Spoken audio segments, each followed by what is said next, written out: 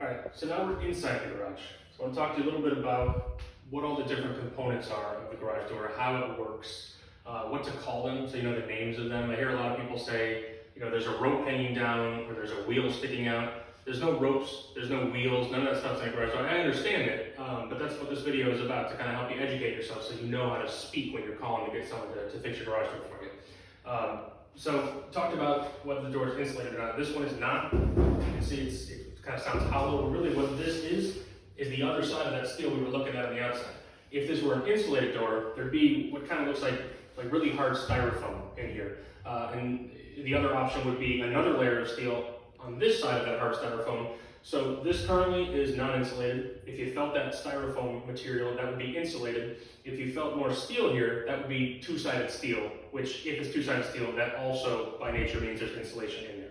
But again, getting back to this one, since it is not insulated, on a one-car wide door, you might not see these things here on your door. These are struts or U-bars. On a non-insulated door, you put these on here to provide additional strength. What might happen if you didn't have those is when the door goes up and it's hanging above your head, all that weight could cause the door to sag and crease a little bit. So the U-bars or the struts give it a little bit of strength, a little stability, so it won't do that. The other parts on here that I want to touch on are the hinges. The hinges are going to be between every section. So on this 5-panel, 8-foot door, 5-section, 8-foot door, you've got 4 rows of hinges. If you have a 7-foot door at home, you probably have 3 rows of hinges, again, between those 4 sections.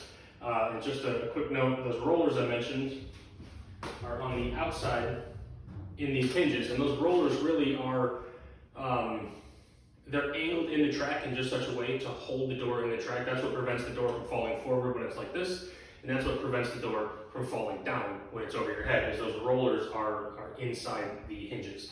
The other important piece before I get into the spring assembly is the track. The track is really, pretty self-explanatory what that is. That's what keeps the door where it needs to be when it's in this position, and that's what it's hanging in when it's over your head, hence the term overhead garage door.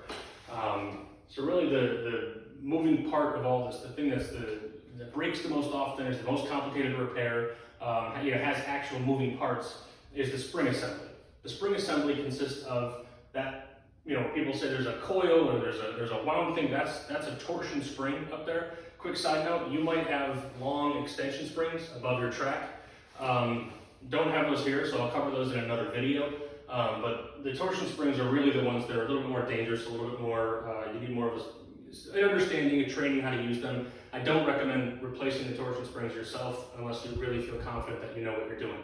But the mechanics behind the torsion spring are essentially that tube up there is called a shaft, and the spring is bolted to the center bracket over here, and that side over there has some set screws in it. And what the garage tech is going to do is they're going to wind with some wind rods. They're going to put tension on that spring by rotating it around that shaft, and they're going to set those screws. That holds it in place. But when it's held in place, that creates torque, tension on each of these drums over here, these circular steel things. Well, those have cables going around, and those cables are then attached to the bottom bracket at the bottom of the door. So when it's all put together, it's all working fine, that spring is wound up, it has tension on it, it's pulling on those cables, it's pulling on the shaft, which is pulling on the drum, which is pulling on the cable, and that's really what provides the lift. So if that wasn't there, I'd be lifting up the 100+ pounds of this door over myself, but because that spring is there and working properly and has tension on it,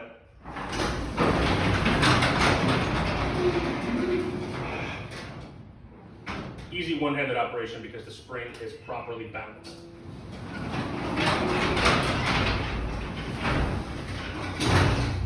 So that's pretty much it for how the door works.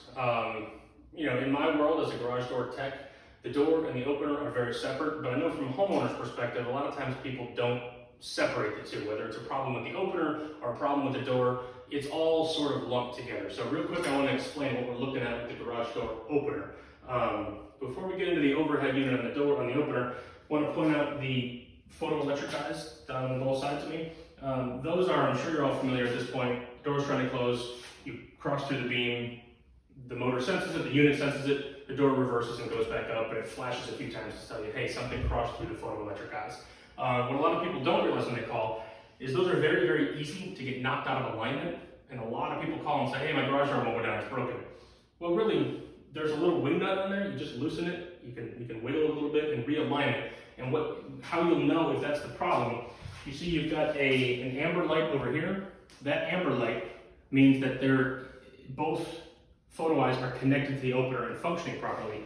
That green light over there means they're aligned.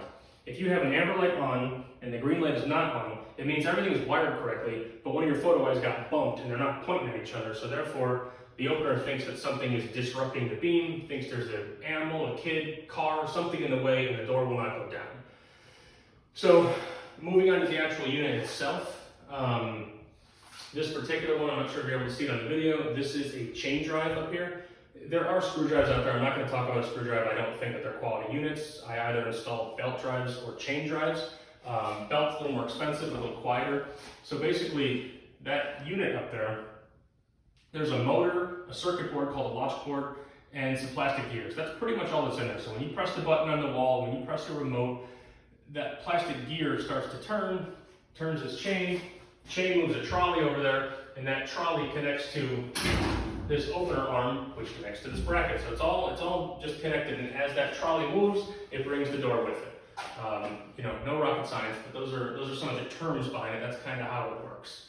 So I think that's pretty much it for the inside of the garage, for how it works. Check out some other videos for how to make repairs and how to fix some things. This was really just an overview video. Hope you guys enjoyed it.